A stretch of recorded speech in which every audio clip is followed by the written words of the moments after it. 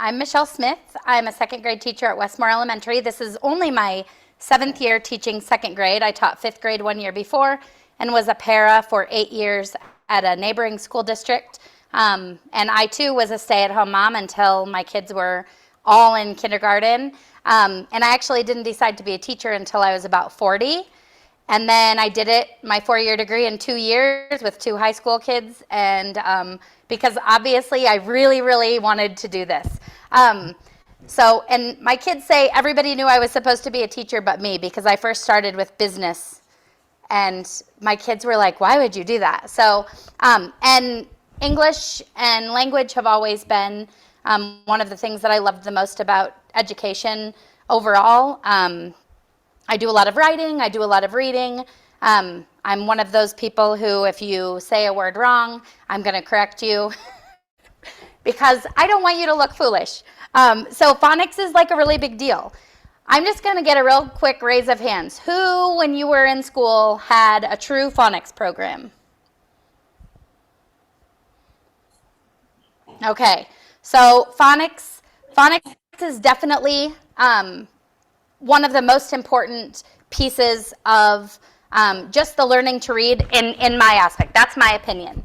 Science does show that phonics does help children learn the sounds, learn the letter correspondence, and things like that. So today we're just going to talk, I'm going to give you a quick overview of what Foundations is and why your district made a good choice choosing this curriculum.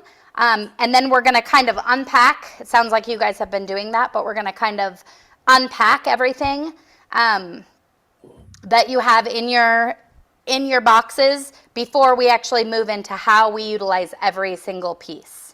Okay, sound good?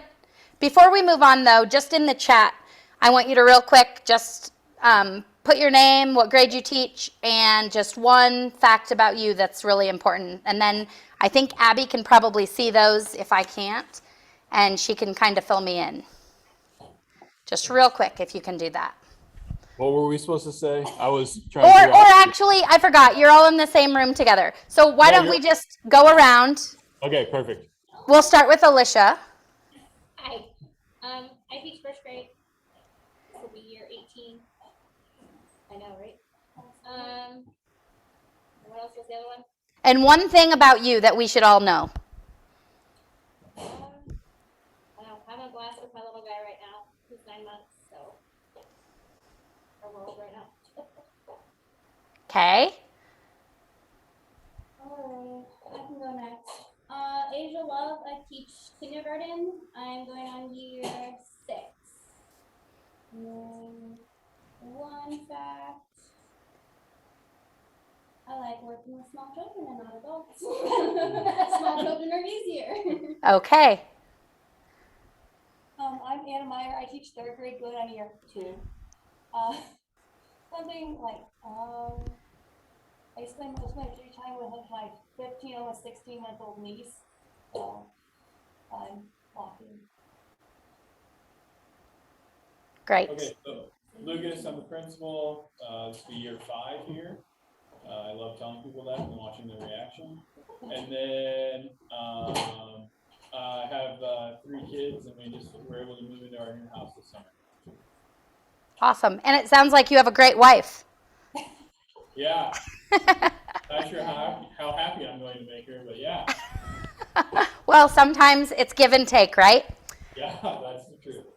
Okay, so I'm just going to get started. If I go too fast, I do talk fast once I get into it. If I do, I'm going to try to pace myself. I have a timer set so that I don't go crazy and give you too much information without giving time for questions. Okay. And anybody butt in if you need to, if you need to stop me, if you have a question when I'm talking. So first of all, Foundations, we use it separate from our reading programs in our district. So Foundations is a piece of our 90-minute block, but it is not necessarily in correlation with that curriculum. Geodes is where we kind of bring Foundations and our reading curriculum, Wit and Wisdom, together. So our Foundations is pretty exclusive on its own as far as our language 90-minute block that we have. So it's a whole class general education instruction with targeted instruction for children with difficulties, which means it's delivered to all students in our general setting. So 30 to 35, you'll find that you're going to need about 45 minutes for the first while until you really get the gist of it, especially in those K1 rooms. Second graders pick it up a little bit easier their first year. But again, it's just that getting the routine and getting it together, it'll probably take you about 45 minutes, probably through your first semester, to really deliver everything that you need to deliver. The instruction focuses on phonemic awareness, phonics word study, high frequency words, and it does need to be combined with a good literature-based reading program. So this curriculum is great for those students that are in the lowest 30th percentile because there is a double dose option that's out there for foundations, and then they get an additional 30 minutes, 3 to 5 days a week. In our district, we do about 2 to 4 days a week for that more intensive double dose. And that's what a lot of third graders in our district, we don't do foundations in third grade. We actually do the double dosing there during their target time. Students with language-based learning disabilities are also incorporated right into this. They're integrated right into this foundation's 30-minute standard daily lesson. And then we double dose those students with the significant learning disabilities 5 times a week. And then we also add on that literature-based comprehension instruction and then the other decodable text instruction. So some of the things that Foundations offers is phonological awareness and the understanding that spoken language consists of certain parts. Phonemic awareness is the ability to notice, think about, and manipulate the individual sounds and words, and then just the alphabetic principle.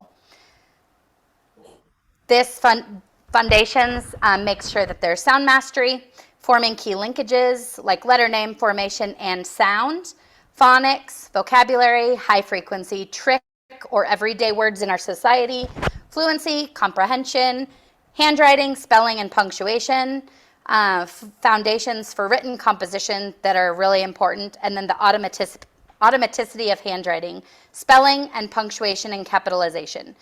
Foundations is not a true spelling program either. It definitely is a phonics program that then puts the spelling as a priority within. It's all explicit instruction, and all of the material is explained very clearly. It's systematic instruction, so it's sequential and cumulative, and you'll see when we get started kind of the order of how things go.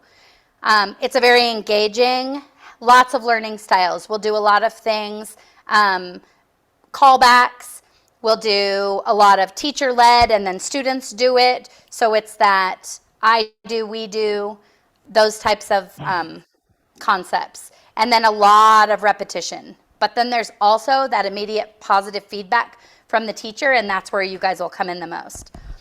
So in the gradual release model, the I do it, we do it, you do it together, and then you do it alone, that does seem to help students really master the sounds and the letter correspondence, and then the spelling pieces, and then also the comprehension pieces later.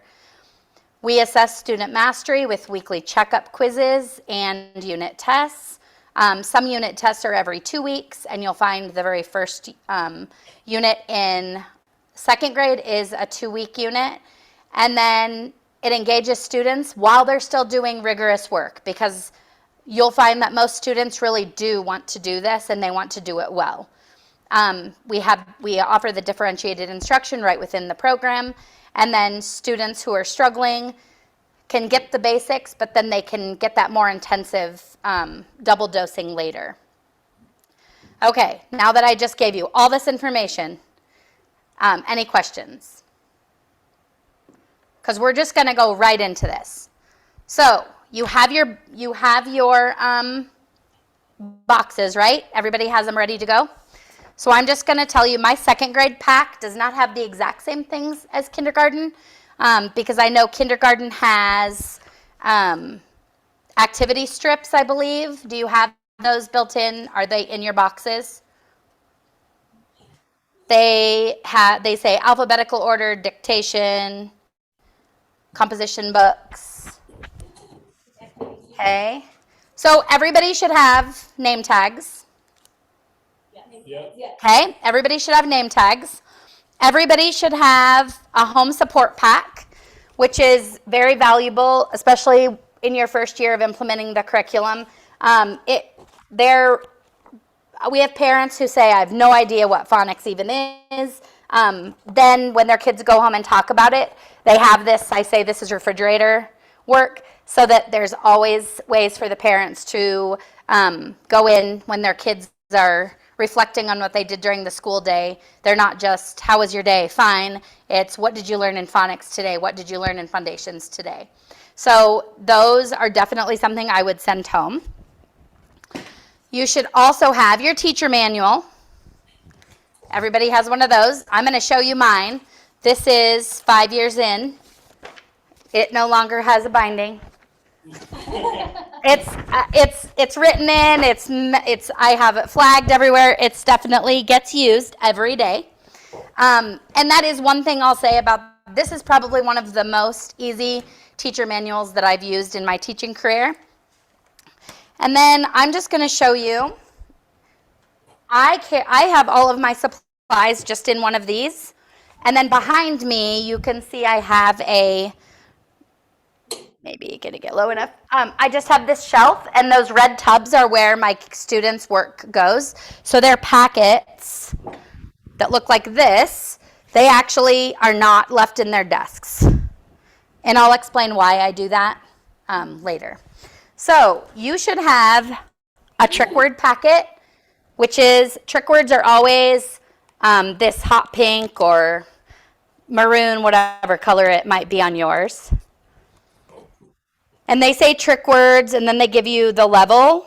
These are level 1, and then they give you the unit. Then you should also have a packet of, these are the words of the day. And they again say word of the day, and they tell you what level, and then they tell you what unit and what week. And that's how I keep mine organized, is so that I can just pull them up. The ones I'll be using today for Unit 1 are already up on my board, ready to go. Then you also have your sound cards that are just the small ABC, just your regular alphabet cards. And then you have your letter, sound, picture correspondence cards, which look like these. I'll tell you now, you will all want to start with just your basic letters, just the soft sounds first or the short sounds first. I have mine mixed in already, just because it's second grade, but your teacher guide will guide you into which ones you need to use when. Second graders should start with the board that looks like mine now, with the digraphs, the extra letters, the Y as a vowel, which is the pink. If you haven't noticed, the pink cards are vowels, the yellow cards are consonants, and then the digraphs. Any questions? I'm going really fast. Okay, and then you're going to find that you have sound strips. These are very valuable if you have students who need to see that building a letter like a B has it's higher, and then the shorter letters that are underneath the lines.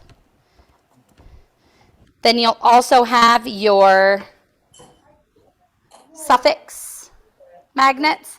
There are no prefix magnets, so what we did is we just made our own, because you will do prefixes later in second grade. I'm not sure. I think kindergarten touches on it a bit, and first grade touches on it a little bit too. Then in your box, you should also all have, I believe there are 5 books for each grade level that go right along with it. They're not really decodable readers, but they go right with units. Just those extra sounds are in there. So like this one, the Splendid Pool, it tells you on the back that it targets the letter sound correspondence of long oo sounds like O-O, E-W, and then vowel consonant E with U as the vowel, and then long U sound spelled E-W, and then vowel consonant E again. And I say they're not, they say they're decodables, but they're not. I'm telling you, they're not true decodables. Okay, and then you also should have then the extras. Let me see what I'm missing here. Okay, so then for each student, I think in kindergarten and first, you might not have all 3 books, but maybe you do. So in second grade, mine includes a student notebook. This is a book that I do let my students keep at their desks. If you open those student notebooks up, you'll see that it has digraphs. It has all of the different sounds that we use. There will be some writing skills in there, and those are all integrated right into the curriculum. Sorry, I need to make sure I'm putting it up a little bit more. In here also are some spelling options. So we actually have our students kind of use this as a dictionary of sorts. It just doesn't have the definition.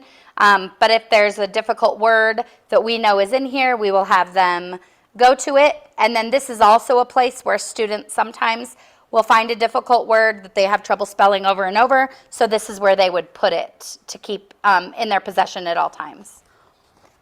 And then words of the day are towards the back, and they're labeled with the A, B, C, D, E, F. And so if it was a word that begins with F, they would write the word, they would mark it, and then they would write a sentence that goes along with it. And then further back are the trick words, where we put all of our trick words.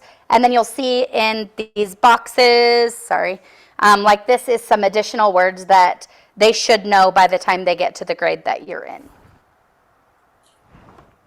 Okay? So that's the student notebook is something that they'll use almost daily. Then we have their Foundations journal.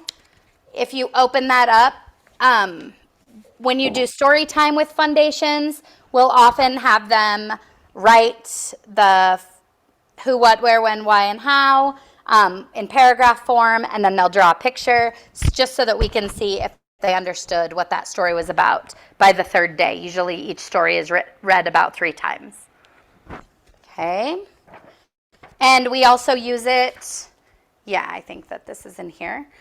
So sometimes we use it for free writing too. So this was one of my samples for my students. They had to tell what they did, where they were, who they were with, why they were doing it, and then anything important that happened. So that can be used in a multitude of ways.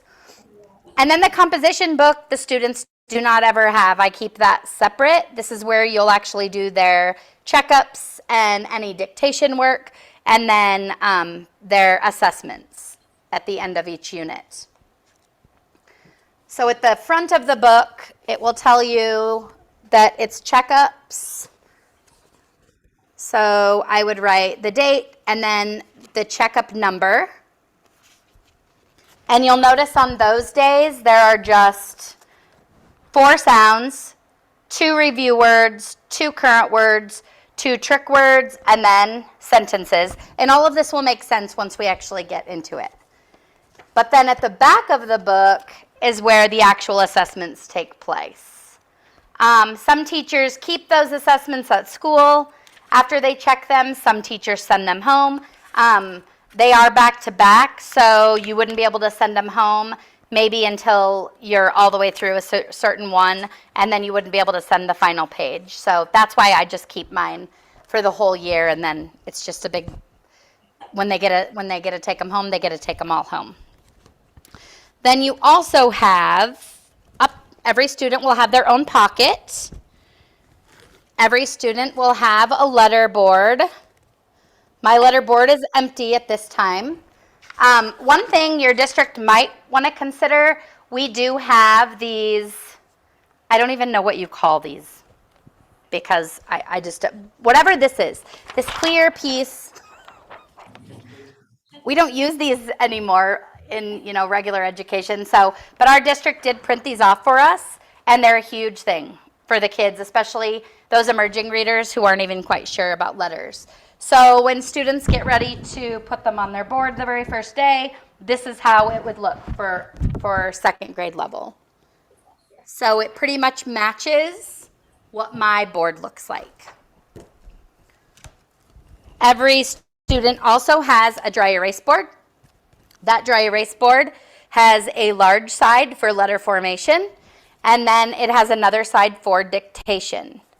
So this side, you'll notice that there's a cloud line, that there's an airplane line, a grass line, and then what we call a worm line. So letter formations start at the top, they come to the bottom, and then around, like R's and all of those letters obviously stay below the airplane line. Get familiar with that language. That'll make your life a lot easier too. And then I'm not sure if the kindergartners, if you're going to be teaching your own writing program or if you're going to be using the Foundations writing, but if this is a program that you'll be doing through the year, and then for long term, I would probably make sure that you're using that language too, because a lot of students will kind of get that in their head. Oh, that's an airplane line. It's just not a dotted line anymore. And it helps the transition when they're moving into different papers too. Every student should have a gel board and a gel board pen. And these are really fun. The kids like to use these. They'll find different ways to erase that you probably won't like. I will tell you, these are about 4 years old. They're starting to get to where they don't erase as well anymore. So I would just make sure that you really go over with students what it looks like to have the gel board so they're not being damaged. If they get bent, they'll break, and then you'll have a disaster because that student will not have a board any longer. They can erase from the back, but we always talk about how we don't do that. That's not how it's meant to be. And then they'll need to have a dry erase board or a dry erase marker, and then I just give all my students an eraser. That's not part of your kit. And then you have all of the handy dandy letters. Real quick, before we move on, I'll just tell you, every letter that my students will get is in this baggie. In kindergarten, I would not suggest that. In kindergarten, I would suggest that you keep the letters until you're ready to pass them out, because kindergartners have a little bit more difficulty keeping, I know what they're like. That's why I don't teach kindergarten, because I know they're kind of like little cats, hurting them all the time. So I would probably keep those separate, and I keep all of my extra ones for when I do have those younger grades in my room. I just keep those in those little drawers, and then when I need them, I pull them out. Okay, any questions? Okay, so other things that you should have. You should also have, and I'm gonna turn on a different camera, so hold on one second.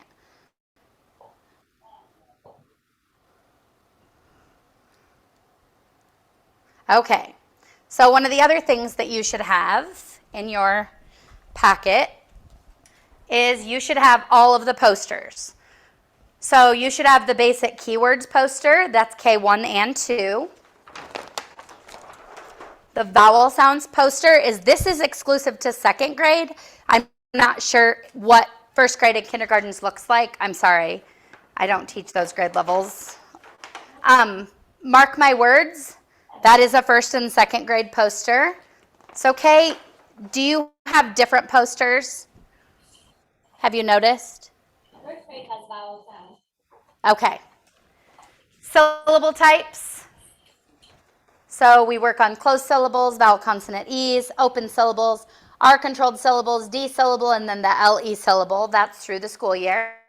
And then this is really the marking poster, so that even as a teacher, sometimes we forget how to mark as we're going. And this is my year 5, and sometimes I'll miss a marking, and my students will actually remind me that are coming up from first grade.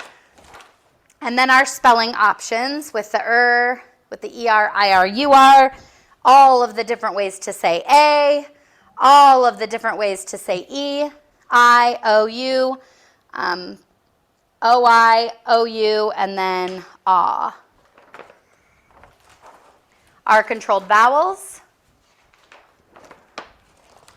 and then vowel teams.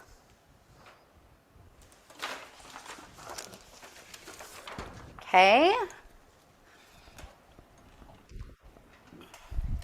Then you should also have, I don't know if you can see this very well,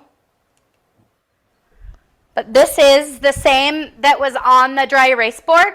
This is that letter formation page. And in kindergarten, I do know that the teachers use this and let each student come up different days and write a word so that they can see the letter formation. This will also be useful when we do the trick words, and we'll skywrite those, and that will make sense in a little bit, but this is what I tell them to visualize. And then this would be your dictation side of that dry erase board. So when we do dictation days as a whole class, I'll actually either do it myself when we check, or I'll have a student come up and they'll put all the vowel sounds in here or any of the consonant sounds, and then we'll do the words and the sentences, and we'll actually have students come up and help get that checking done. You should also have one of the activities cue cards. I'm going to change my camera back again, so sorry. Let's go back. You should also have one of the activities cue cards packets. And then that is a really great resource because it really talks about what it should look like when you're doing dictation, what materials you should have. It talks about the drill sounds and warm-ups. This is kind of my cheat sheet to foundation. So I would get really accustomed to this, and then the rest of it will come pretty easy as you're moving on. And it even gives you, this could be like your lesson plan, to be really honest. It gives you a place to write the word of the day, which words you're marking and which marking you're going to be learning, and then any additional words that come out of your teacher edition. Any questions yet? No, you're doing good. Thank you. Okay. I know it's a lot. I'm sorry. And then the other things that you guys should have, you should have Baby Echo. And then you should have your big owl. And this is a fact about me. I don't like puppets. Like, I have an aversion to puppets. So I do not use my big owl. He comes out on random days when I have students who that's their job, because I do not like puppets. So I get my all of my principals think that's pretty funny, and then our reading, our cost, she thinks that that's pretty funny, but she's known me for 20 years, so she knows I'm not just making stuff up. So, is there anything that I missed from your kits? I don't think so. Anything? You think we're good? Okay. Because sometimes I miss things. Oh, I know what I did miss, actually.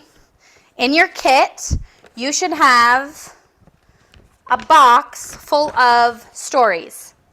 Does everybody have those also? Is that in the fluency kit?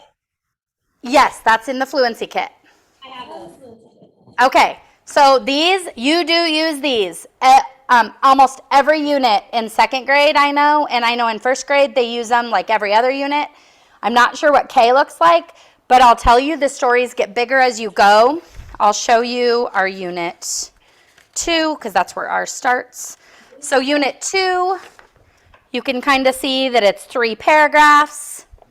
But then when we get to our final unit, the type gets a little smaller, the font gets smaller, and now there's 4 paragraphs. So the stories do get more complicated.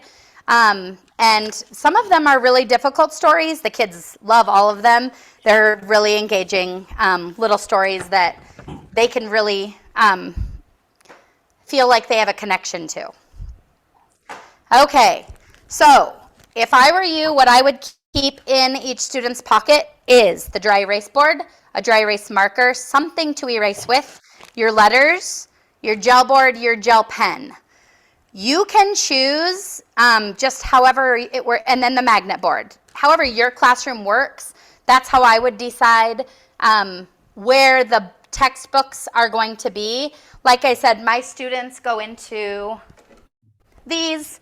So in here is our pocket, and then our foundations journal, and then their monster book, the student notebook. Those are the things that I keep in here. I don't keep them in their desks because for some reason they get lost. And then the other good thing about keeping the pockets, you have to reuse these every year, so you really can't write names on them, right? So that's another reason that I do it the way that I do it, so that every student has to still be responsible for their own pocket and the belongings inside of it, but I don't have to put names on them. We actually got new pockets this year, so I'm kind of excited to open those up. Because some of ours, probably 5 years is probably the max. And then I'm going to show you one thing that I will send some of this stuff to your principal. But one of the things that we have that we love is we have a cheat sheet full of trick words all together for all the second grade trick words. And they can actually use that during an assessment. One of the things that kind of separates foundations from other curriculums is when they're being assessed, they're taught to use their resources. So you don't see it in my classroom now, but normally, oh, I know, and now I'm missing. You should also have your alphabet. That should also have been in your kit, sorry. But I use my alphabet as my word wall driver. So A words, whether they're trick words or words of the day, that's where they go. B words, C words, and then those are resources that even during the assessment, students, we teach them to use their resources. That's how you're going to be successful in life. And so they actually can look at those. You'll find a lot of kids think that they just know it, so they won't look. And then I just offer those reminders. Everybody good? Okay, my timer's telling me I'm talking too fast, so I'm going to slow down a minute. Okay, so one of the first things that you do every single day in a lesson is you're going to do the letter sound cards. So if everybody, do you have those out? Okay, so let's just go through these, and then I'm going to tell you the way that Foundations expects the sound to be. Thank goodness that we don't live in Texas or in Tennessee, because they always sound different, and it makes me wonder how training went there. So this one is A, apple, a. And then you guys can act as students today. I'll say it, and then you say it. So A, apple, a. And then it would be A, acorn, a.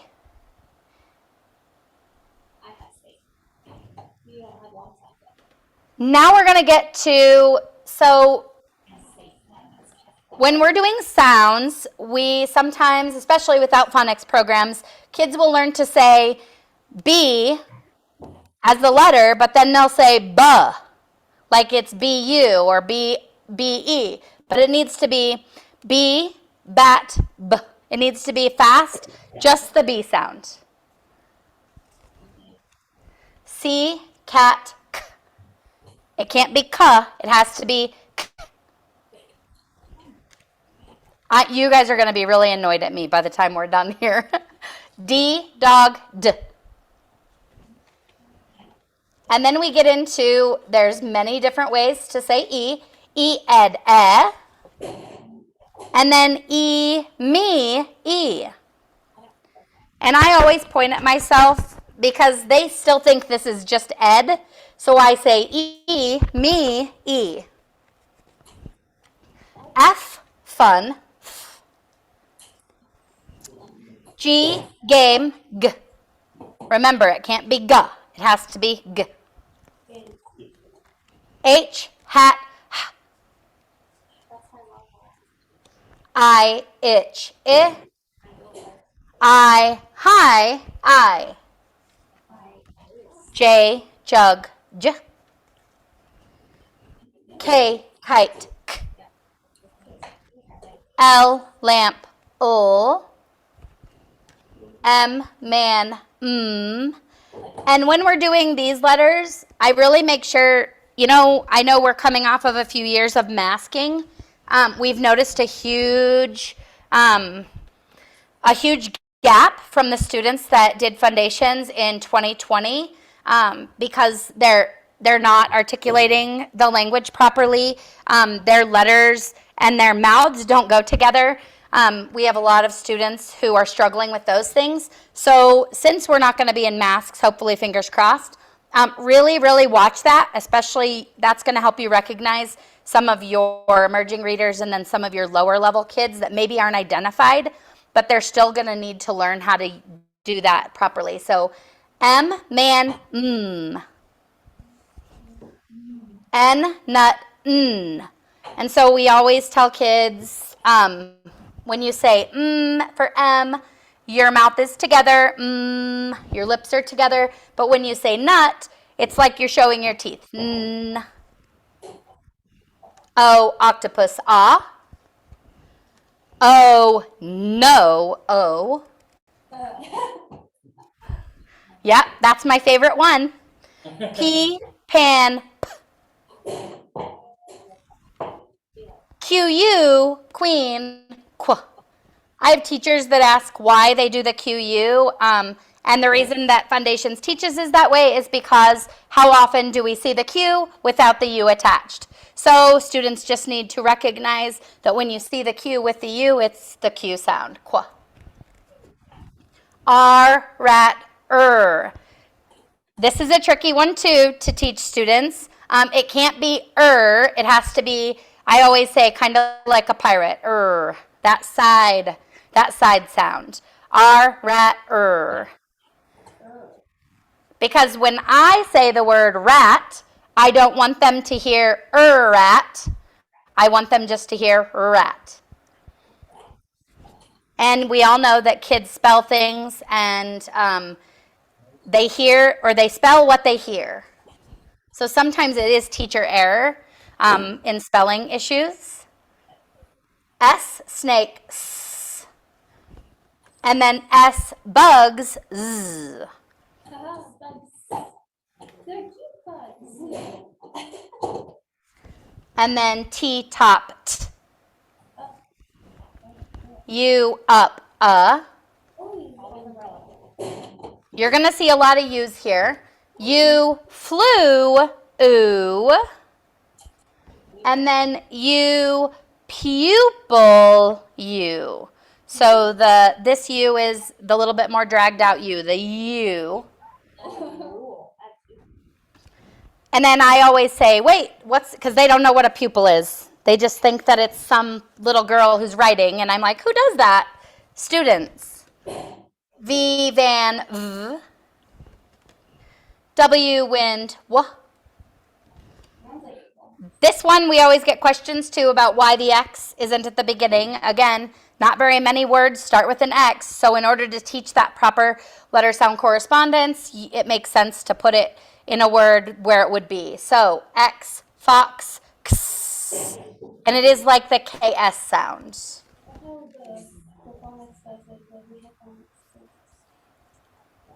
If you're saying something to me specifically, just holler, holler, holler, because it's hard to hear because you guys are kind of far from the mic, but I don't want to miss anything. So then Y, yellow, yeah. And then when the Y is the vowel, it has two sounds. Y, cry, I, and then Y, baby, E.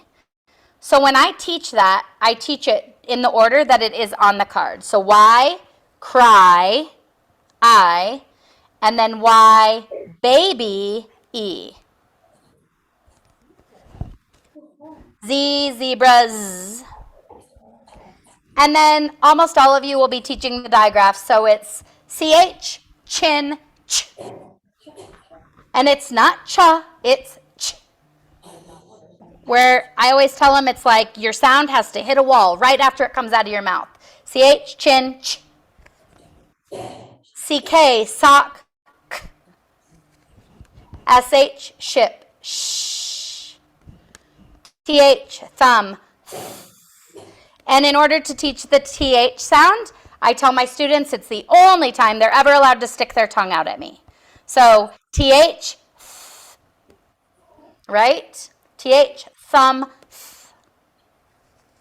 th. They think that's pretty funny because they know at least once a day they get to do that. WH, whistle, w. I'm not going to go into all of the rest of the cards. but I don't think that there are any that you would be confused about. If there are any, why don't you just glance through those really quick and see if there are any that you have questions about specifically? Michelle, Yes. as you do this in kindergarten, do you know, are they introduced all at once, or do you follow the scope and sequence and kind of introduce them and add to them as you go? Yep, absolutely. So like in second grade, we just start with this basic, this is what they already learned in kindergarten and first. I believe first grade will just start with the alphabet itself and the digraphs, because I believe they learn digraphs at the end of K. And then I believe kindergarten, I think they might start by the quadrants. So the A through F, the G through L, the M through S. I believe that that's how it is. But it is all in the scope and sequence in the teacher book, book. Okay. And definitely, definitely use your teacher manual, because that is where you're going to get all of that driving activity, so that you can look ahead and understand why are they teaching this when they're teaching it, and then you say, oh, that makes sense. Are there any letters in there or any sounds that are confusing that anybody might have a question about? Okay, so that is the beginning of every single lesson, every day.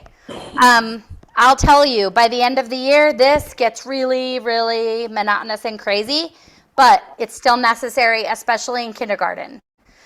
It takes part of your time up, but the kids get to go really fast, because in my classroom, it usually looks like A, apple, A, B, bat, B, C, cat, K, D, dog, D.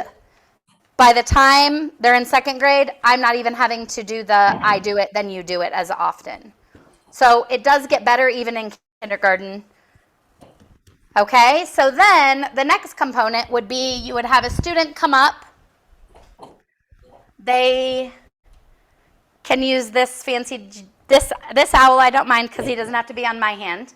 And then I usually have students pick three to five sounds. They always have to have at least one vowel, one digraph. So then the student might come up, and then it's their job to kind of be the teacher. Q, Q-U, queen, qu. And then the students would repeat it back. Q-U, queen, qu. V, van, v. V, van, v. Th, thumb, th. Okay?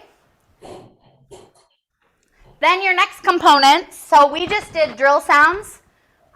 So we did both sets of the drill sounds.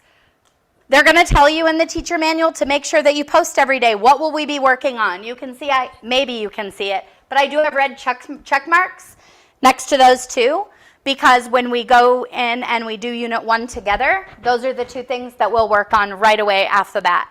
Then the next day we might do word of the day, add some trick words in. There are going to be days when you might have all of these marked.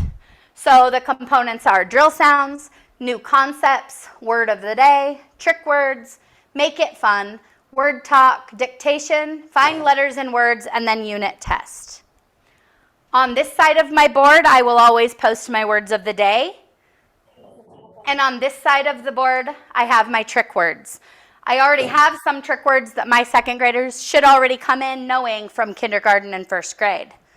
My other words I have on my board ready to go. I have them backwards so the students can't see them until it's time.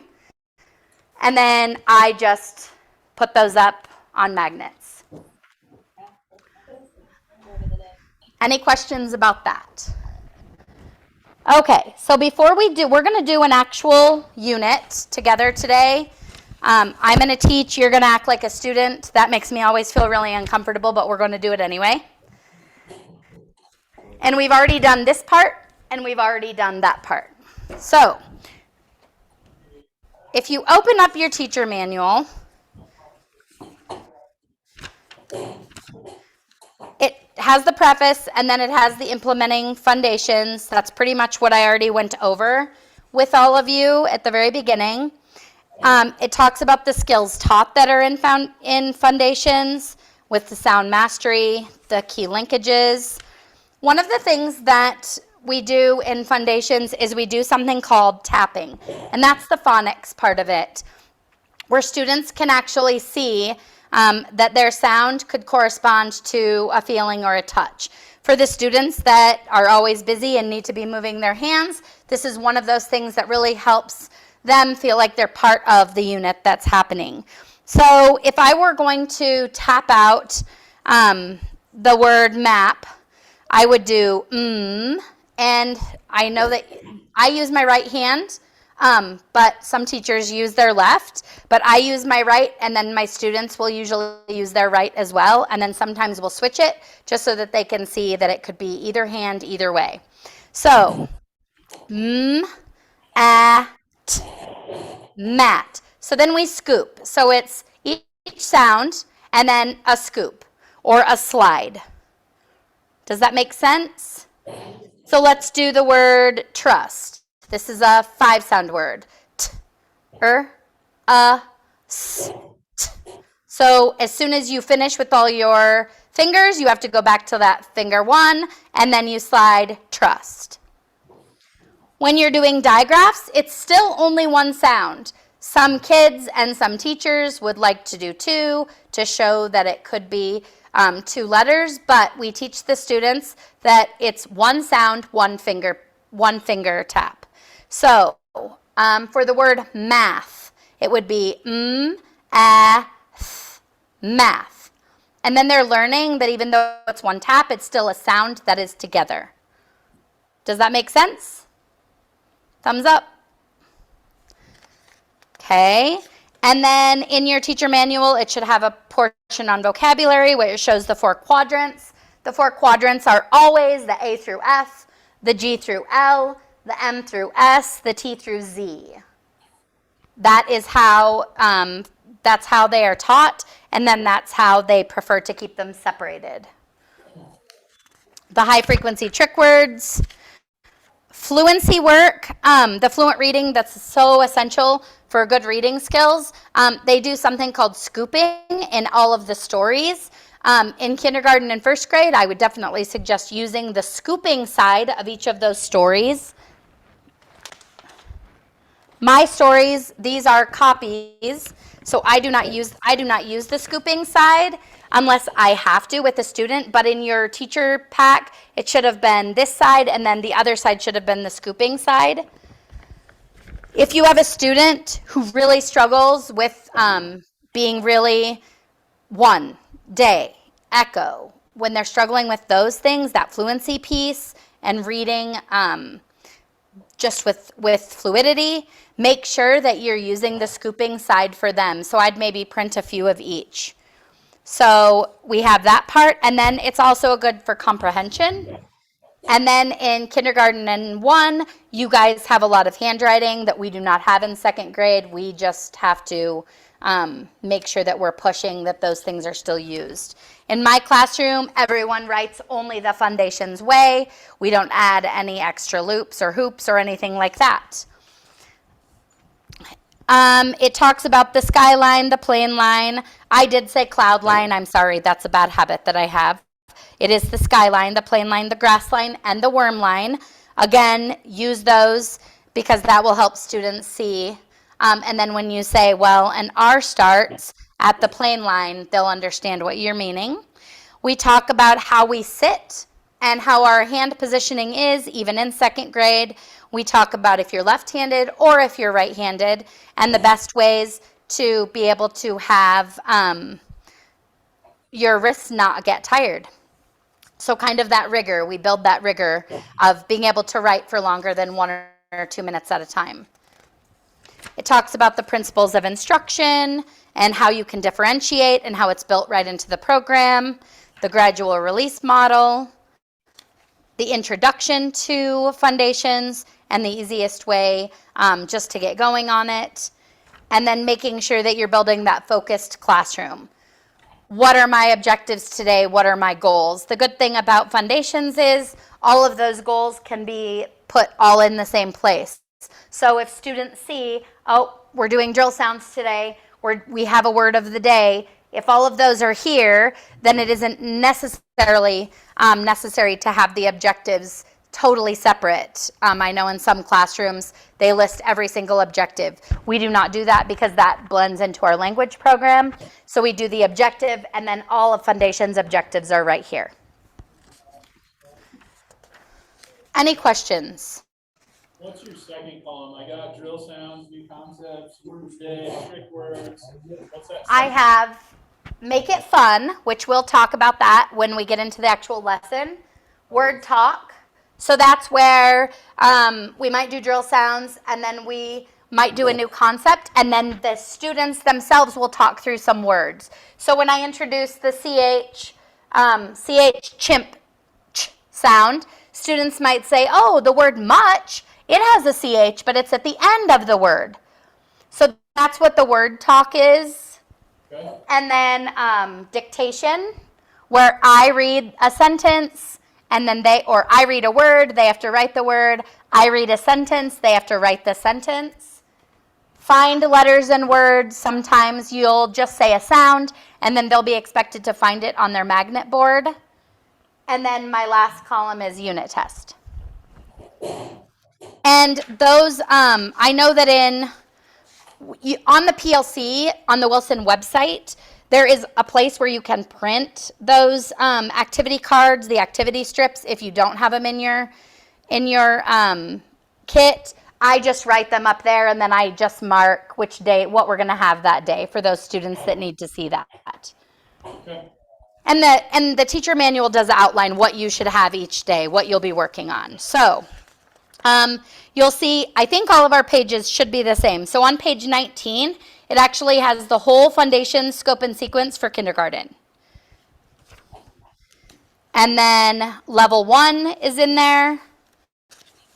And then level 2. So that's like a really quick fix to know if you're a kindergarten teacher, what are we going to be doing? What are we going to be doing in Unit 1? Unit 1 in kindergarten is 12 weeks long. In second grade, we have a 3-week unit, and that's only 1 out of 17 units is 3 weeks. So you can see much of the first semester is spent just getting those regular letter keyword sounds for consonants, for vowels, short vowels specifically, lowercase letter formation, sound recognition, print and word awareness, rhyming, phonemic awareness, story retell, beginning composition skills, and then the fluency and phrasing. And then in Unit 2, you move on to some other things. But kindergarten, it's pretty much the same thing for that first 12 weeks. Level 1 of foundation, for foundations, your first unit is 2 to 3 weeks long. It works on the letter keyword sounds for consonants, short vowels, still pushing on letter formation for lowercase letters, alphabetical order, and then sound recognition for consonants and short vowels. If you look ahead, right before they get ready to come to second grade, so Unit 14 is a 2-week unit, and you're reviewing all of that word structure that they've learned all year. You're still pushing those trick words, and then you have a lot of suffixes that have been added on to words by the time you're at the end of level 1, which is first grade. And then second grade is in there also, where we add in prefixes, suffixes. We start getting bigger, more difficult words that have many options in spelling. We do a lot of synonyms. We do a lot of homophones and homonyms. And then we get a lot of storytelling in there. And we have 17 units. Only one of them is 3 weeks long. Okay? Any questions? No. No. No, okay. Okay, so if you turn to page 28, I hope that that's the same in everybody's book. It talks about dictation and sounds. And so one of the things that you're going to talk to your students about, well, first of all, it says in a nutshell, it gives you what you're going to be doing in this lesson. Does everybody see that? And it's highlighted. So for me, in the learning activity overview, I need to have my dry erase tablets that have 3 sounds. I need to make sure that they have their composition books. And then I'm going to be dictating, and they're going to be doing the writing. I need to have my teacher manuals, which include the Echo the Owl, the large writing grid, and then the unit resources. And the students need to have their dry erase tablets or their composition books. In the text, it will tell you which one you need to use for which day. There will be times that you decide, wow, we need a little bit of extra dictation, and you can add that in as you see fit. Definitely feel free to add in. Don't take anything away, but definitely feel free to add in. If you need an extra day of dictation, add that in somewhere, and just have them do that so that you can kind of get an idea of where your students are. And then when we're looking at the prevention and the early intervention, we're really going to be focusing on dictations and sounds with those students. Okay. So, and again, the activity cue card, it's already printed also in the textbook, in the teacher text. If you don't want to be walking around with your text all the time, which obviously I do, use those cards too.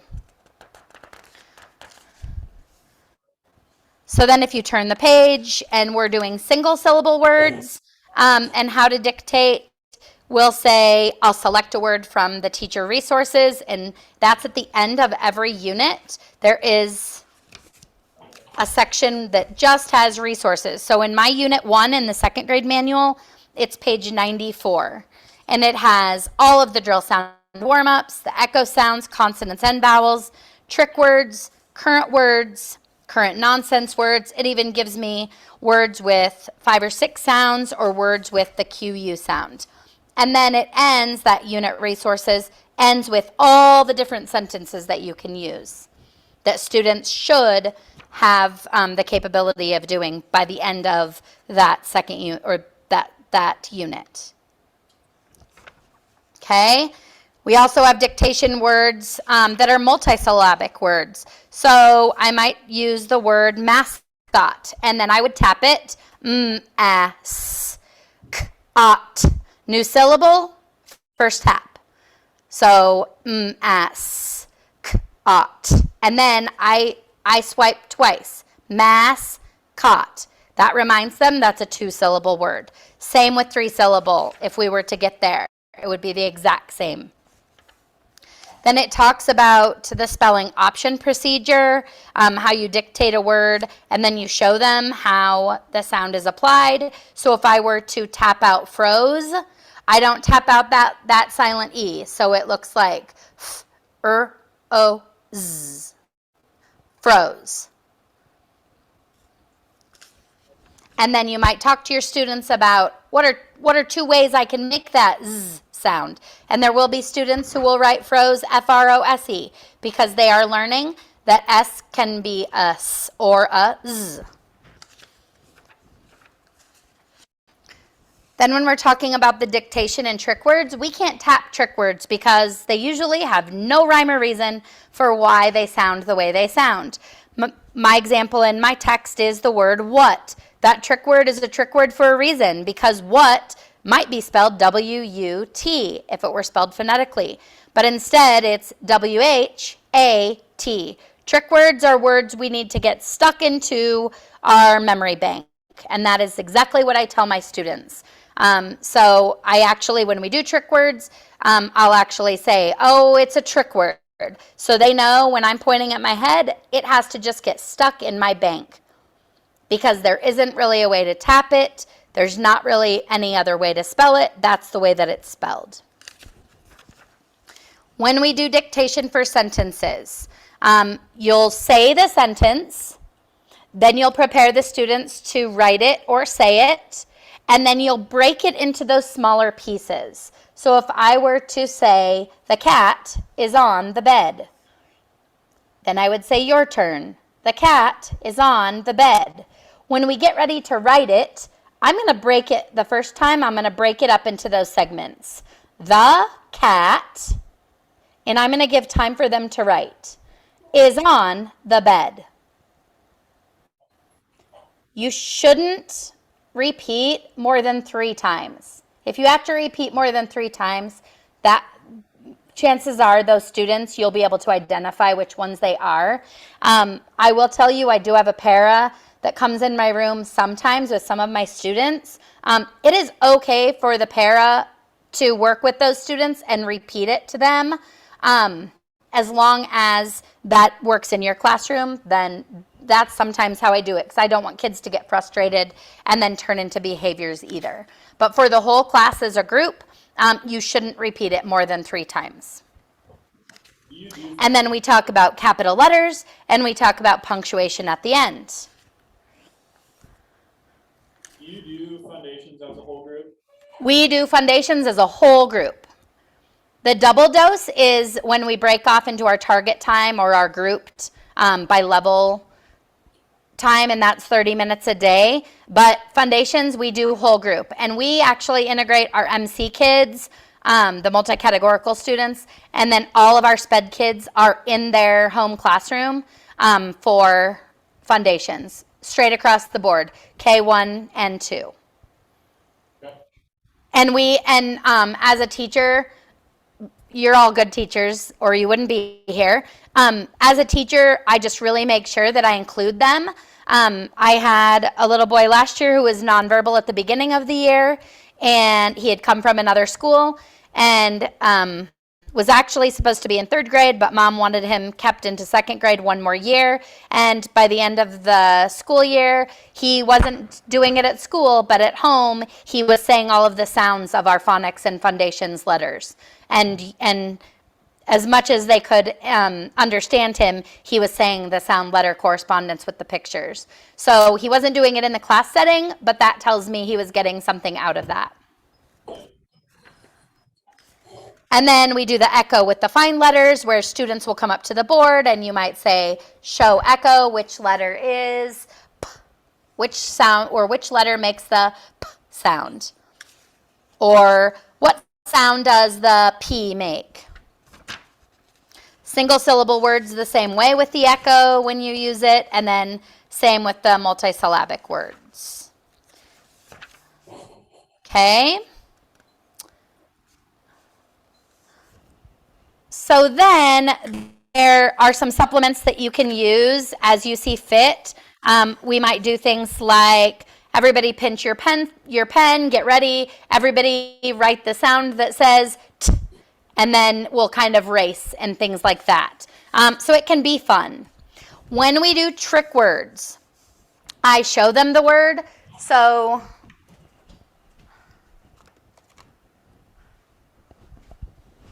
thought I had one up there. So I show them the word, I'll show them, they'll see it on my board, I'll say, oh, who knows what word this is?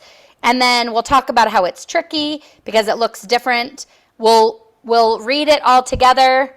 Someone usually knows what the word is. They'll say the word and then we'll read it together. G-er-8. And then students will say, nope, can't sound that out because E is trying to boss around A and that isn't working, and A tries to boss around E and that's not working, so I just have to get it here. It's a trick word. Okay, so trick words again are the words that they just have to get there. But when we are spelling trick words, this is what it looks like. Great, G-R-E-A-T. And then you're gonna see students, you're gonna have them go straight up, and they're going to point just like this. And I always make them hold their arms in the air because I don't want any of this. And I always tell my students, from the point of my finger, there's something that follows right up into my brain.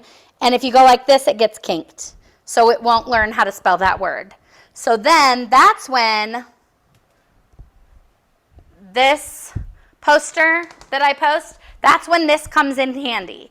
Because they're going to spell like this, G, and they're envisioning being on the line, right? So G, R, E, A, T. And they're following that and they're pointing it out. Does that make sense? And you'll have a lot of kids who'll do this because they'll be like, oh, this is dumb, I don't know how to do this. But the more they practice and they keep it up there, it does get stuck right here. And whether it's true or not, because I'm sure it's not, because I'm not a scientist, but I just tell them that there's There's something about this, when you keep it straight, it goes right into your brain. But if you go like this, it's like a hose and it just kinks all that learning. And then words of the day, we tap. And then word talk, we talk about how base words and suffixes are separate, and then how they come together and how they make the word a little bit different than it was before. Maybe it's in sequential meaning. Maybe it's those temporal words, things like that. And then we have the story time, and the goals of our story time are the who, the what, the where, the when, the how, and the why. Everybody good? Okay. So everybody has an orientation lesson. That is one day. That's a one-day lesson. We usually do that our second day back to school because we start on a Thursday. We do that first day back. So one of the first things that we have them do is put their magnet boards together. So in this lesson, it says you're going to distribute the student materials after you do the drill, sounds, and warm-up. And we talk about all the different materials they have and what we're going to be doing with all of these. Then, if your letters aren't already broken like mine, they're going to have to break those off. And then you'll have the students put all of their magnet boards together. This will take a full amount of time because you have kids who still can't identify what letter is a D versus a B or a P. So give them time to do that. If you have students who need some help, that's fine too. That's one of the things I like about having that clear sheet is that it's kind of there for them, for those kids that struggle with that. After they have their tiles placed, then you go through everyone and do the whole alphabet. So A, B, and you do it at a rate that's going to be for your mid students. So your benchmark kids, don't go too fast, but don't go too slow either. You want to keep everyone kind of on the same pace for that piece. And then you can just go through and just really talk about what you have to do this year, what kinds of things you're going to be focusing on, new things they'll be learning, how this is going to be new for you and for them. My first year, that was like a big thing. I said repeatedly, oh, this is my first time. Geez, we're learning together. And then the students really, they feed into that. Oh, I lied. It's 2 days, the orientation is. Sorry, I do it in one. So you should do it in 2 days since you're new this year. And then it talks about on the large writing grid how to use that, pointing to the skyline, pointing to the play line, the grass line, and the worm line. Again, talking about pencil grip, making sure that you're focusing on your left-handed kiddos just as much as your right. And then you'll do some of the echo letter formation during that orientation time.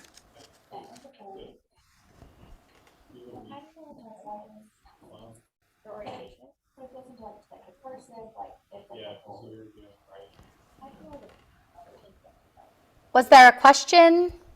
Oh, we're just talking about how so Asia was trying to find hers, and Alicia, and then Anna, she's in level 3, and hers is 5 days. So we're just talking about that. Sorry. Oh, okay. I just don't want to miss anything and have you think I'm ignoring anybody. Nope, we were just talking about how it's interesting how they're all a little different. Okay. So then in Unit 1, if you turn to like the third page of your first unit, it'll have the student learning plan in there. And so those are the activities that you'll do each day. So on day 1, you'll be doing drill, sounds, and warm-up in 2nd grade, and then introducing new concepts. And then that's what guides me to make check marks on each day so that the students know what we're going to be doing that day. So that's right in there also for the learning activity schedule. Then you move straight into day 1, and you can see it starts with the large sound cards. And then you'll call a student up, or you can do it, whatever makes you feel the most comfortable, with the standard sound cards. We're introducing new concepts on day 1. We'll review tapping. Your kindergartners won't know what tapping is, and for you guys, none of them will, but they'll catch on pretty easy. Just start with small words and do as many as you need to until everybody kind of gets that concept together. And then day 2, again, it guides you. My day 2 is drill sounds warm up, a word of the day, introducing new concepts. And then it actually has the word resources. If those word resources are too easy or too hard, again, if you go to the back of your unit, it has all of the different resources that you can use.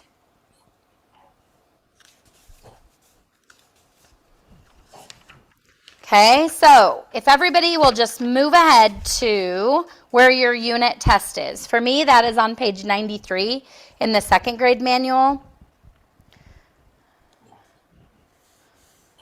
So usually on your day 5, when your unit test is going to be, you'll do large sound cards. You'll do your standard sound cards. That's going to be across the board for every grade level. And then in second grade, we have the word talk. So this is where we kind of go over everything we've talked about in the last 2 weeks. We've learned about digraphs. Some students, you might want to quiz them and say, okay, raise your hand if you can tell me which digraph comes in the word bath. Or let's do stand and sit, things like that. Pop-ups. That's one of the activities that are in the Make It Fun. So we have pop-ups where each student is a different sound. So I might get 5 students to come to the front of the room and I'll say, okay, we read from left to right. So you're going to be the first letter, you'll be the last letter. When I say your sound, you have to stand up, pop up, and then go back down. So like the word twist, it would be t, one student up, whoa, that student goes down, the next student comes up. Catch my drift? Yeah. So that's in that word talk. So that would be before an assessment. So just to kind of get some of those nerves out, some of that anxiety that some students have with testing. When we do the unit test, I'm just going to give you guys this unit test right now so that you can check it along with me. So go ahead and make a mistake if you want to, because it's always best to know how to figure out those mistakes anyway. And then I'm going to take the test too, and I'm going to make a lot of mistakes so that when you have to check it, you kind of understand what that looks like. I think this is one of the most difficult things for new teachers that are just starting the curriculum is how do they expect me to assess this test? So each test is going to have 5 sounds in second grade. I'm not sure what kindergarten looks like. I'm so sorry. But we're just going to do 5 sounds. Then we're going to do 5 words, 2 trick words, and then 2 sentences. Okay? So if you have a piece of scratch paper, just go ahead and take this test right now, and then we're going to go through and check it together. Okay? So this is what it sounds like when I'm giving the unit test. I'll have my students make sure that they're sitting up properly, that there's nothing else on their desk except for their pencil and possibly an eraser. And then they'll also have their cheat sheet. And then a lot of teachers, and this is permitted in the curriculum, a lot of teachers, depending on how long it takes, will let students use their monster book, their student notebook. We try not to make a habit of that because we have our word walls. So then they know that that's a resource that they can go to. Okay, so I'm just going to give you this test, and then we're going to check this all together. So everybody touch number 1 under sounds. The first sound is k, like kick. K, like the beginning of kick. So then all they're going to write is the letter that makes that sound. So k, kick. Just the letter. Number 2, you're going to write the letter that makes the sound w, like wind. W, like wind. Just the sound.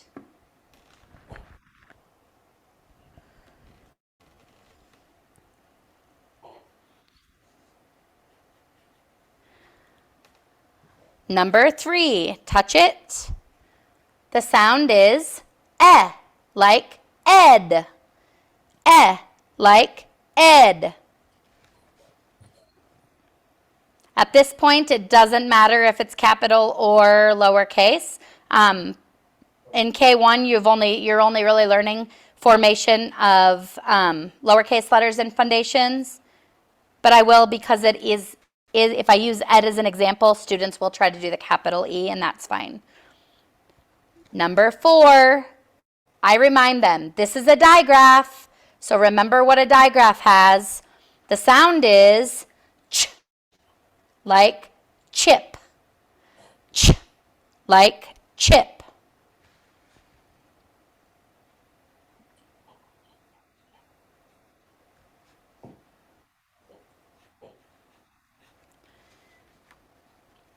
And then number 5, it's the last sound for today.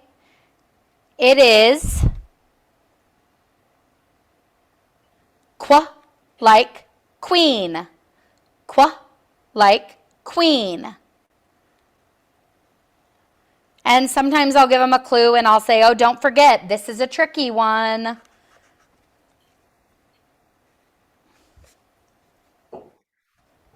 Okay, so we're all done with sounds. I'll ask, is there anybody who needs me to go back and redo any sound? If not, then we move on and we get ready for our words.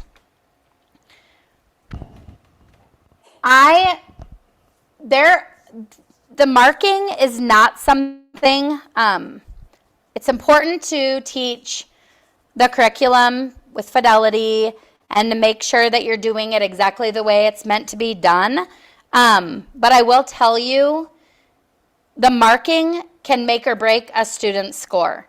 So we have them do the marking during the unit test, and at the end of the test, we all go back and mark together.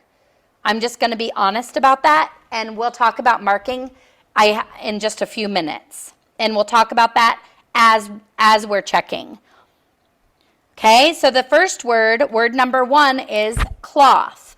Let's tap that word out. So everybody would tap it together. K-l-a-th, cloth. K-l-a-th.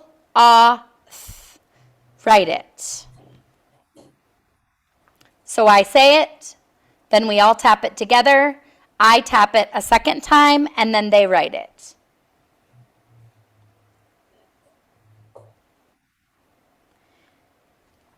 And this is when I would say, if you know how to mark it, you would mark it. And we'll talk about that when we do the checking.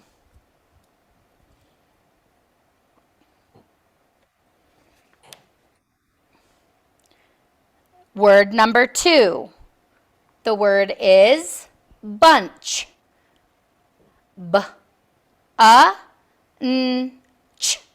Bunch. B-a-n-ch. Bunch. Write it.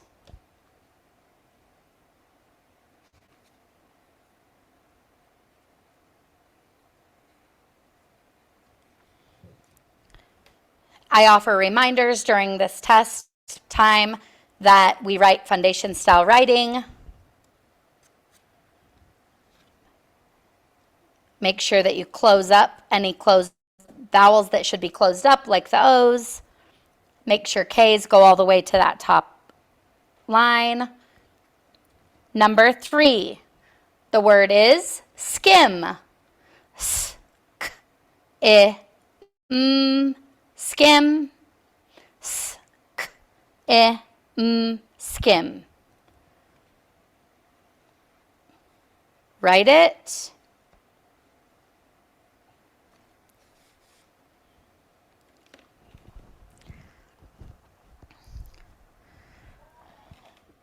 Word number 4, the word is strap.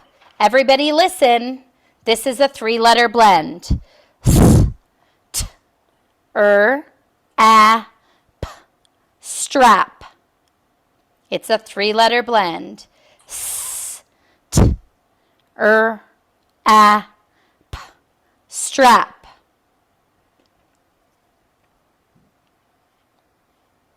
Write it.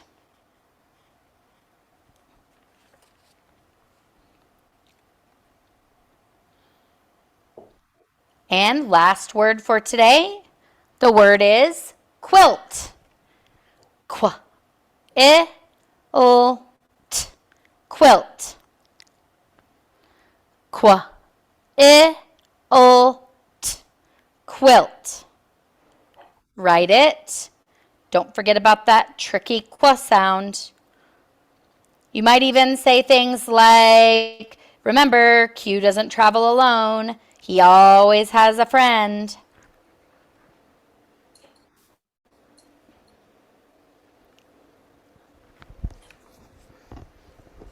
Okay, if no one needs me to read any of the words, then we're going to move on to trick words. Everybody should have their little cheat sheet or their monster book. First word. The first trick word is your. What word? They would repeat your, right? Your.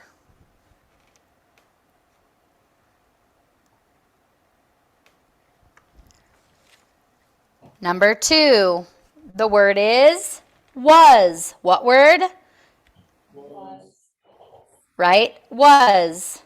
I know it's hard to be little kids when we're adults and we're used to like towing the line.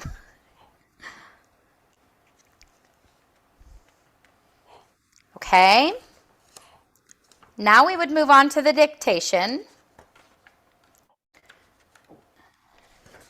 And this is when I say a sentence, you'll repeat it, and then I'll break that sentence into smaller pieces for you. Remember, we always have capital letters, and we also have punctuation at the end. First sentence is, Ken had milk with his snack. Your turn. Milk with his snack. Ken had milk with his snack. Write it. Ken had milk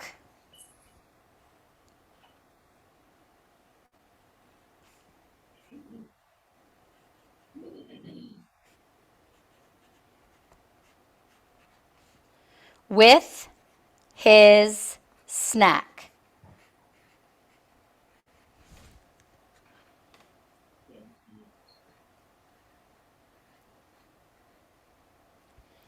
Ken had milk with his snack.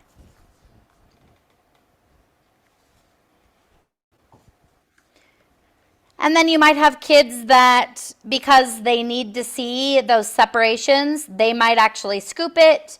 I know in K1 they promote the scooping, that it needs to be done. Again, that's something we do together. If we have students that need it, they're welcome to do it, and then we'll do that together when we check or before we check. And then second sentence. They said to pack one bag. They said to pack one bag. Write it.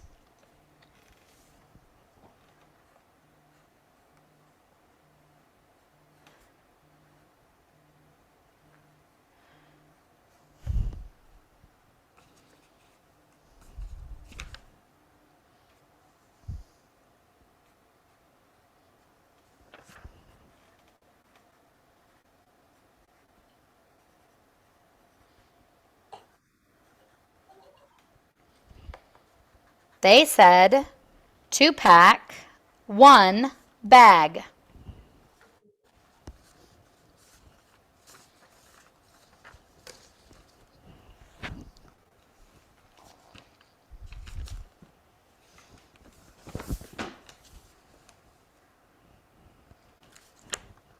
Okay, so then I would ask if there's anybody who needed me to go on.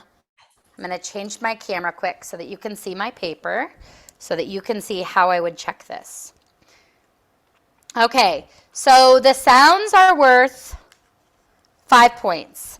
And at the bottom of each test, after the sentences, there is this portion. So you can see the sounds would be worth 5. Words are worth 5. Marking is worth 5. This is where we'll talk in a minute.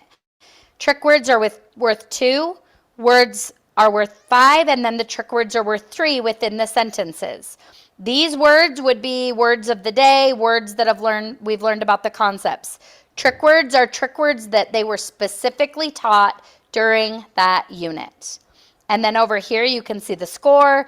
You multiply it by 4, and then you would have a total score of 100. Okay, so when I'm checking, so before I would check with my second graders, we would go in and do the marking. So the only marking that my second graders have learned so far are they've learned that you underline one whole syllable. So that would be the whole syllable is underlined because it's one syllable, cloth. Make sense? Then I have to always look for blends first. So I know that CL is a blend, so I can underline C and L together. Then I know that TH is a digraph. When I mark digraphs, it's one line under both letters. On the poster that has all of the different syllable types and word types, this is where your marking is going to be obvious for you. That's how, and your teacher guide will teach you specifically how to mark each sound starting in kindergarten. By second grade, they've already learned blends, they've already learned digraphs, and then whole syllables. So after you do whole syllable, then you do blends, then you do digraphs, then you move on to vowels. So I know it's a short vowel, so it's going to have the breve above it. And if it's a short vowel, that means that it's a closed syllable. One of the additional things I tell my students to help them remember what a closed syllable is that vowels sometimes need a little hug. So they have CL hugging them from one side and TH hugging them from the other. Then we know they're right in the middle. Okay, so that I would have them mark everything in that order before we would move on. And this is why marking becomes kind of difficult, because they might get a word wrong, but they got the marking correct, but they still would miss the word itself, so it still costs points. Okay, so then bunch. So even if they've spelled a word wrong, they can still do the marking, right? Because all I'm going to do is I'm going to say, everybody mark the syllable. So it's one syllable, so it'd be one line. Are there any blends in this word? In second grade, they'll recognize that NCK is a blend, but in kindergarten and first, they have not learned that yet. Does anybody see a digraph in this word? And we're going to tell them, we don't shout it out. So if there is a digraph, you're underlining a digraph. Again, obviously I spelled this word wrong. I would still get the marking correct, but I'm going to miss the word. Now make sure you mark your vowel. And what kind of word is this? We know this is closed. I would do the same thing for each word. Does that make sense? So I'm just going to go ahead and take out a step here so that we can finish checking so we can move on to geodes. And then when you do QU, you're always going to circle the U also, because you know that that is the partner letter. That's the buddy letter that comes with Q. And students will start really focusing on that too. Okay, so if I'm done with that, then I'm going to start checking. We do not check as a whole group. I check these later, and then we do redos at another time. So the first sound was k. Uh-oh.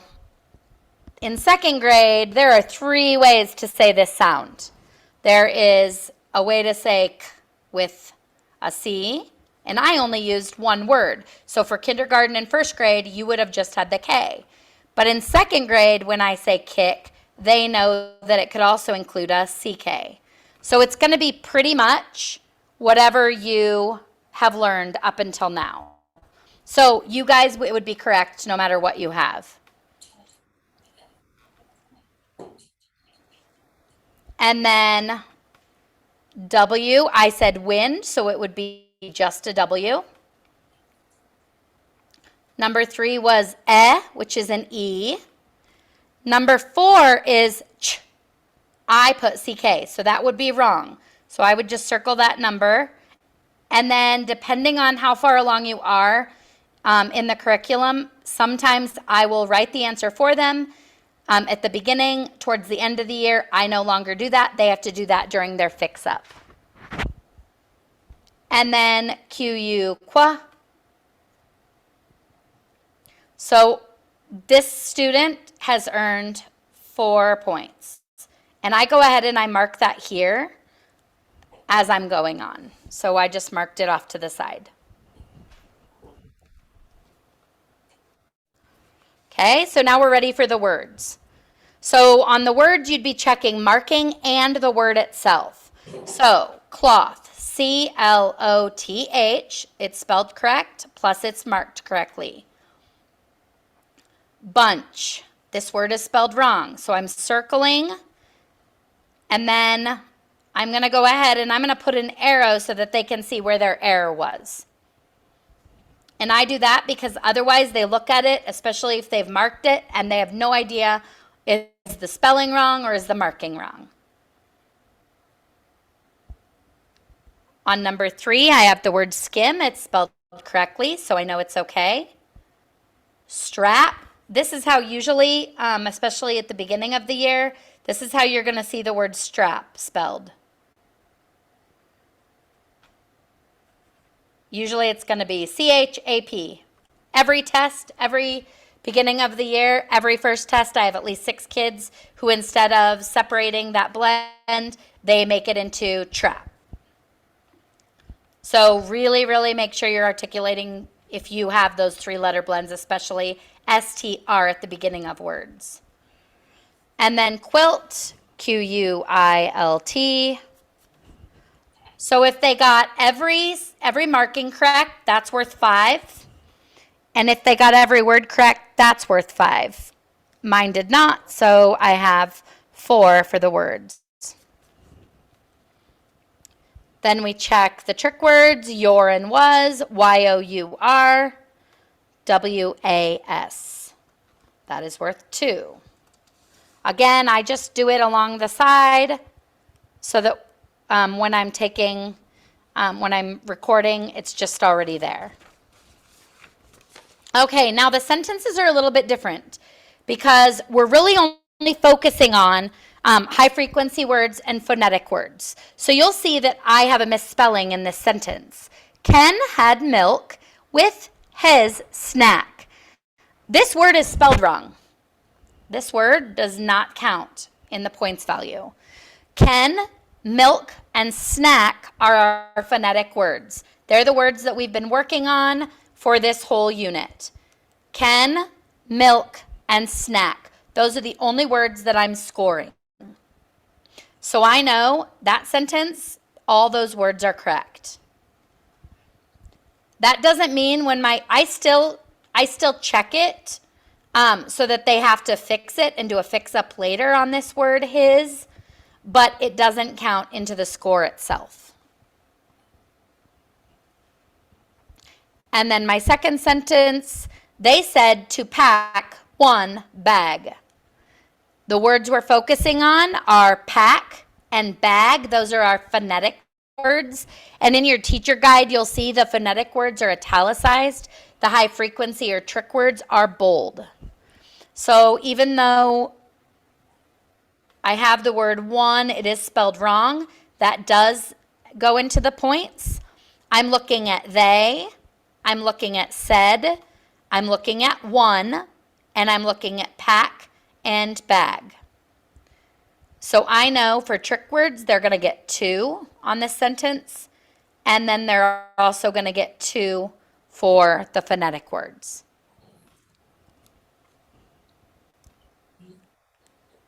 So then when I get ready to do my scoring, and this says retest only because this is the print that I had. I didn't want to write in one of my actual new books. So my sounds, I can see that I had 4 for the sounds. For my words, I had 4, and my marking, I had 5. For my trick words, I had 2. For my phonetic words, I have a perfect score of 5, and for my trick words, I have 2. Remember, if it's not phonetic, if it's not italicized or in bold in your teacher manual, it's not a word that they get scored on, but you should still make sure that they're learning how to spell it correctly. So then I just tally it up. I have a student who has 22 times 4, they have received an 88. Foundations and Wilson would like to see 80 to 100 as meaning that they have mastered that section. Then you check for legibility as a teacher. Can you read every word? Capitalization where capitalization should be. Punctuation where punctuation should be. And then if you are in K1, really concentrate on the phrasing. And that's just the scooping. And again, you might just do that as a whole class. Those are not scored. Does everybody understand how you would score your first test and every subsequent test? Does it make sense? Yep. Okay. So is there anything specific that you feel like you're not ready for? Or do you feel like maybe you might have a little bit better of a grasp now? A little bit more sense. Good? Yeah. Okay. So now we're getting into, we'll move out of foundations and on to, before we move out of foundations, actually, see, I almost forgot about this. I'm just going to run through really quick and show you. Let's see if I can find this. There's that lesson plan.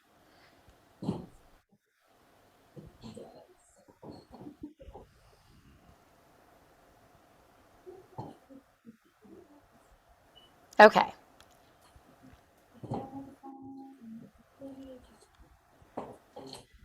So I just want to run through this really quick with you so you can kind of see. It's hard for me to do it not with people in my classroom because in the class, this is the first time I've done this training over Zoom. So I apologize if it seems kind of wonky. Usually I have people who are actually in here and I make them be like second graders. So, okay. So we already went through the introduction. You definitely don't need to know more about that. So here is what a standard foundations wall looks like by mid-year. So this is in a second grade classroom. Some teachers use these. I do not post mine every single day. They get posted at the end of the week. So by the end of the week, everything is showing up on our boards. Then we have the letter sound board where you can see there are suffixes added on there. And those suffix screens are magnets within your teacher kit also. And then the daily sound drill where we have students come up. I don't give my students a mic, but they'll sometimes hold one of my other sticks that looks like a microphone. They'll sometimes do that. And then when we do our daily word drill practice, you can see he has a word that was up on the board and he might stand at the front of the room and hold those up, and then the other students are responsible for tapping them out and marking them. Magnetic student work mats. Again, you need to make sure they're in the quadrants. That's something that I really, really push with the A through F, G through L. You can see this teacher, this is a friend of mine, and she does both L's in the same place, both S's. That's an option that you can have. That's not necessary, and the S's also. And then the skywriting, you can see how their hands or arms are in the air, and they hold them up, and you see this little guy over here to the right. he's kind of getting lazy, so he's making that kink in there. So we would just remind him to keep it straight. When we're talking about the scooping, it'll prompt you in your text that this is what it needs to look like. You'll be writing sentences on your teacher board, and you'll practice the scooping within the curriculum. This is one of those scooped story time pages I was telling you. One side is the standard side, and the other side is the scooped side. Then they'll do daily dictation, where they're tested on 4 sounds, 2 review words, 2 current words, and then the sentences. And then you have your kit. And just make sure that it really is probably one of the easier curriculums that I've had the privilege to teach. So I definitely think that it's valuable. And when you get into it, at first it is overwhelming, but it does actually live up to its name, Foundations. Okay, ready to move on to Geodes? Okay, I don't know how I feel about Geodes right now. So I've never done an actual training on Geodes, I'm going to be honest. So this is new for both of us right now.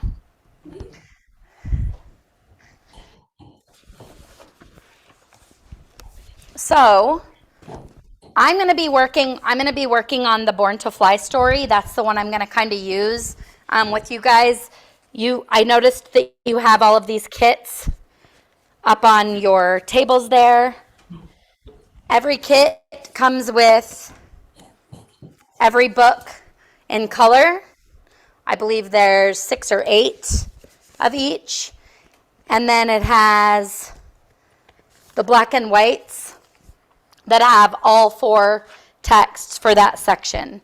I'm working with Module 1, Set 1, Get Ready, Fall.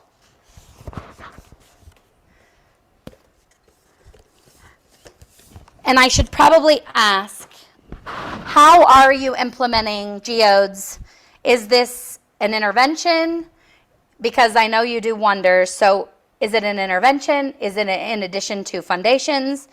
How are you going to be using it? I think it's in addition to Foundation is the plan. Okay, so the great thing about the Geodes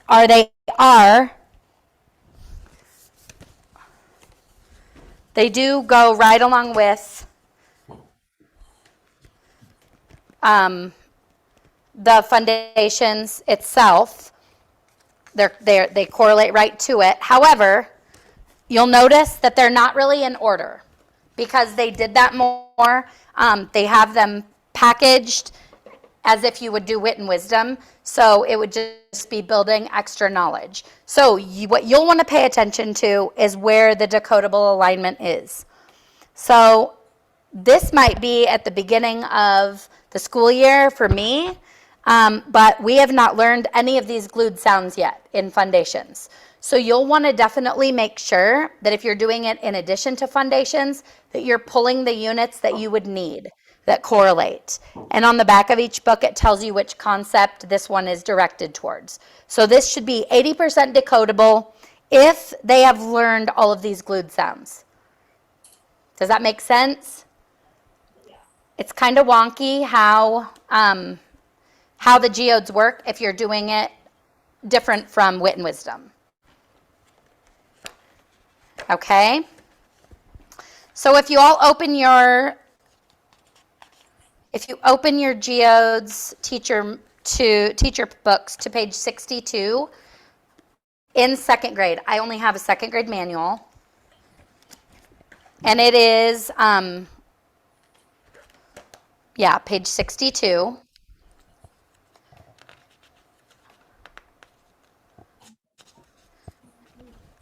And how Geodes will teach, how they want you to teach it is they want you to read it.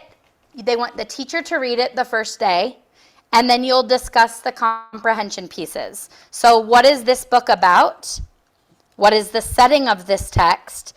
And then choose 2 events and describe the connection. And then you'll have specific questions that you can ask them as well. So you're using it for reading. In addition to your regular reading program, So I would say second graders at the beginning of the school year should probably be using the first grade Geodes. That's how you're going to be aligned the best.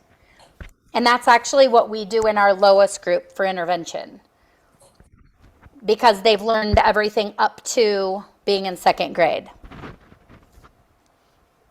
But you'll kind of just have to align it as you see fit. In day 2, because each of these is about a 15 to 20 minute lesson, in day 2, you would do kind of like a notice and wonder. So you're going to be looking at the illustrations and then putting that knowledge into the text itself. And then day 3, again, I'm sorry. On day 2, the students would read the text on their own, whether you do it choral reading, whether you do it one person reads a few sentences and move on, or you might even do it with partners. And then day 3, each student reads it alone, and then you can just follow through those teachable moments and then the vocabulary pieces. And those fit right into foundations. But now I'm going to show you what my lesson plan looks a little bit different. So I'm going to show you that if I can find it here.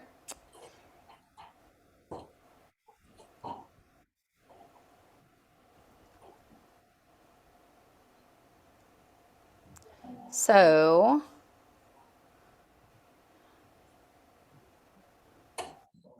I'm thinking for what you guys are going to be using it with, you might want to do something like this. So on day 1, I'm going to hand out the book to my students, and I'm going to let my students read through the text. Then I need to make this a little bit bigger. Maybe. You're good. Okay. Sorry, I'm dumb when it comes to technology sometimes. No, you're fine. It's readable. Oh, you guys can see it okay? Yeah. Okay. Okay. So then I'm going to hand out the book. We're going to give the students a few minutes to look through the book. And then we're going to talk about some notices and wonders just really quick to kind of break the ice getting into this text. Then we're going to talk about words that we recognize within the book.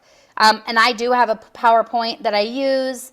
And that's something that as you go, you'll just have to kind of see where that fits for you.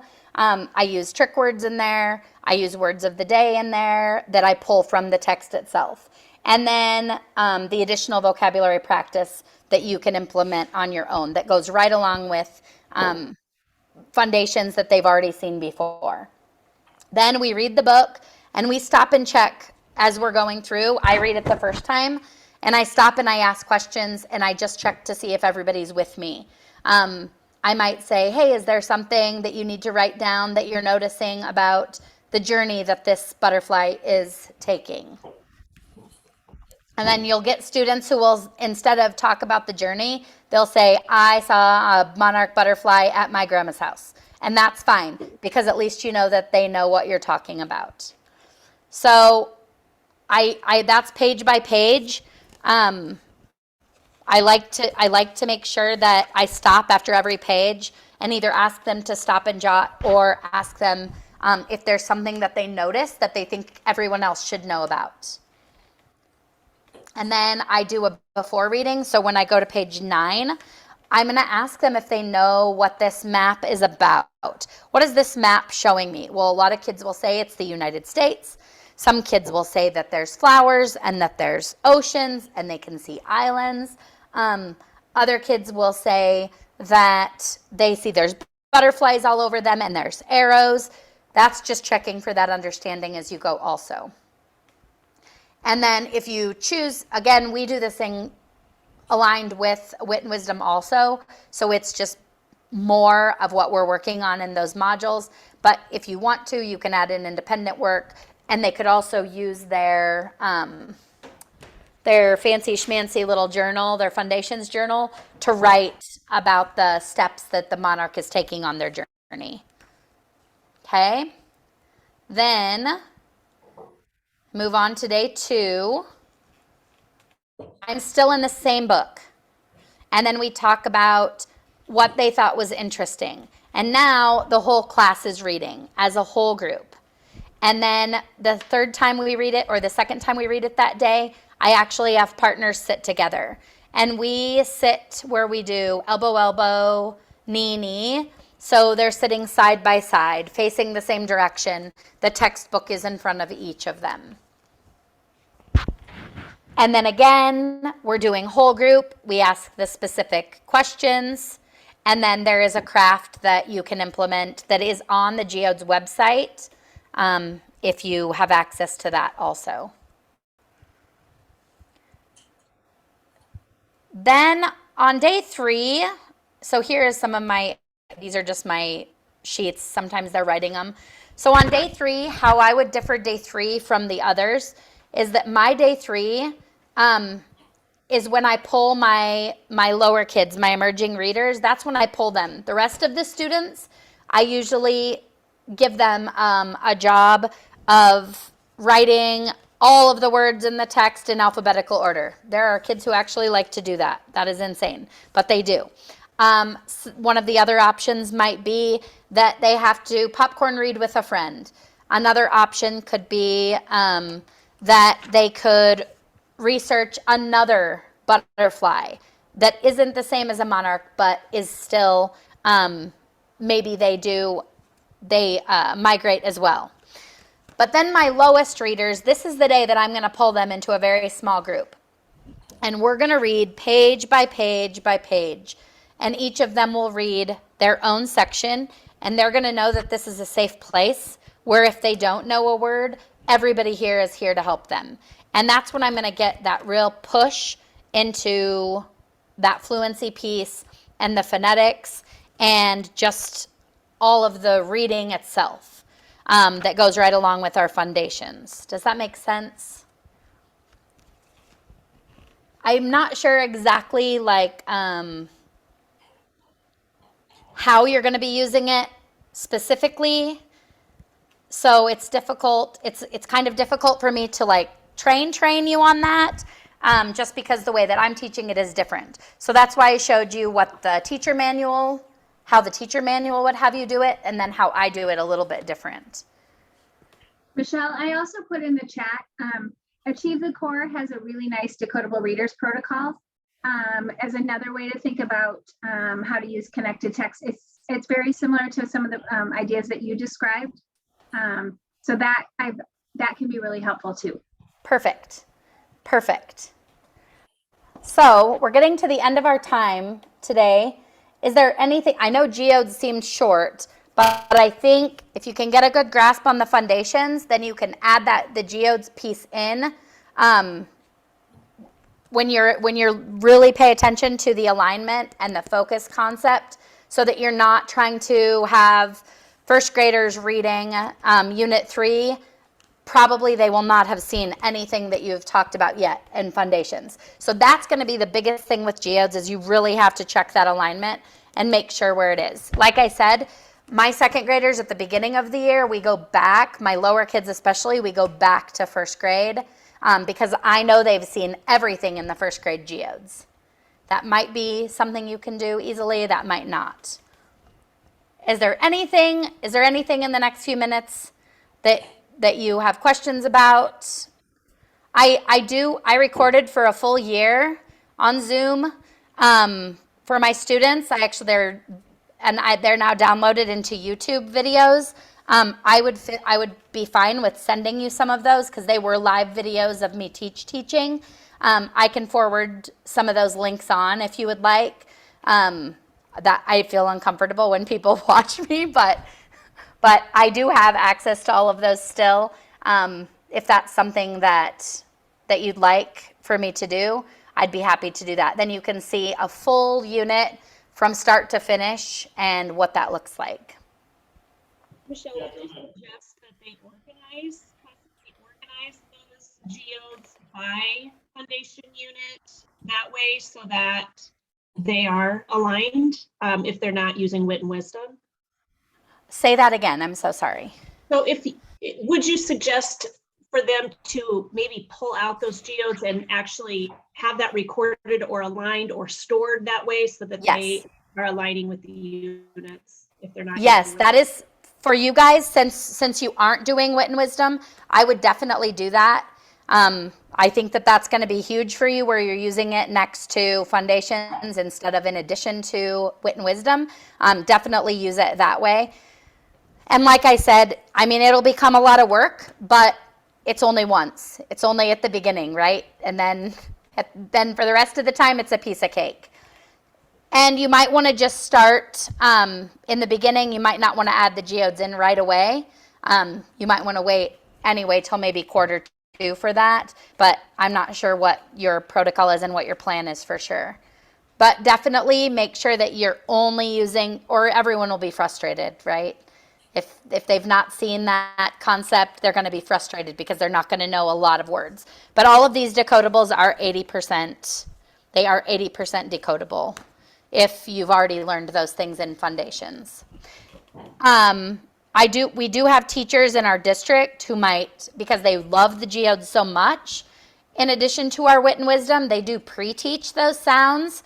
They just don't teach them as exclusively as foundations does, as specific as they do. You could do that. That would be an option to pre-teach those sounds also. I guess it just depends where it's your first year with foundations. I think you'll have more success really looking at the guts of foundations and doing it 100% correctly, and then adding the geodes in as you feel comfortable. Okay? I hope that you got something out of this today. I hope you feel a little bit more comfortable going into foundations. I maybe should have just driven there. That might have been better. You're good, thank you. Oh, that was good. Thank you. Okay, and then I'm going to go ahead and put my email in the chat. So if you ever, and I'm going to put my phone number there too. Some teachers don't really like to email everything, but feel free to contact me at any time. I'd love to help. If you want to record yourself doing a lesson, and one of the things that a lot of teachers have done in other districts is they'll record themselves doing a lesson and then they'll send it to me just to kind of get my feedback. I'm pretty honest, just because I know that the way we become better teachers is to actually see what we're doing. Recording yourself is probably the worst thing for me to do, but I learned a lot the year that I was recording myself. I learned a lot of weird things that I did that weren't conducive to the best environment for my students. So I think that that's the best way to get better, is to just see it and do it and then get better and have other people tell us what we're doing right or wrong. Okay? Yep. Okay, well, if you have any questions, just let me know, and I'm really glad that you guys let me be part of the beginning of your foundations journey. I love foundations. A lot of people, if you ever meet someone who knows me, they'll say, oh gosh, she loves it so much. And I talk about how valuable it is, and I have a little grandbaby now, and she is learning foundations, and she's just tiny, because her mom loves it too. So her mom is also a teacher in the Omaha area. So we love foundations, and phonics needs to get back into all of our schools. So thank you so much for letting me be part of your day, and have a great school year. Maybe it will be the first normal year in a few years, and whatever normal is now.